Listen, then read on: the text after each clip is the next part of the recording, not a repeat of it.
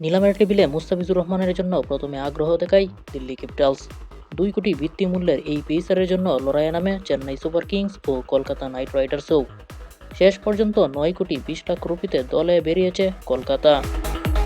এবারেই প্রথমবার কলকাতার জার্সিতে দেখা যাবে মুস্তাফিজকে, তবে আইপিএলে এটি তার ষষ্ঠ দল।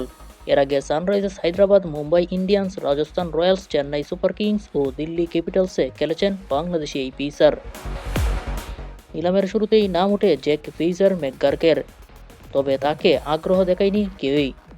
নিলামের প্রথম ক্রিকেটার হিসেবে দল পেয়েছেন ডেভিড মিলার। 2 কোটিতে তাকে দলে নিয়েছে দিল্লি ক্যাপিটালস। নিলামের আগে থেকেই আলোচনায় ছিলেন ক্যামেরন গ্রিন। নিলামের টেবিলেও তাকে দলে বেড়াতে রীতিমতো যুদ্ধ করেছে একাধিক ফ্র্যাঞ্চাইজি। প্রথমে তার প্রতি আগ্রহ দেখায় কলকাতা নাইট রাইডার্স ও রাজস্থান রয়্যালস। এক পর্যায়ে সেখানে যোগ দেয় চেন্নাই সুপার কিংসেও। শেষ পর্যন্ত 25 কোটি 20 লাখ রুপিতে এই অজি অলরাউন্ডারকে দলে ফিরিয়েছে কলকাতা।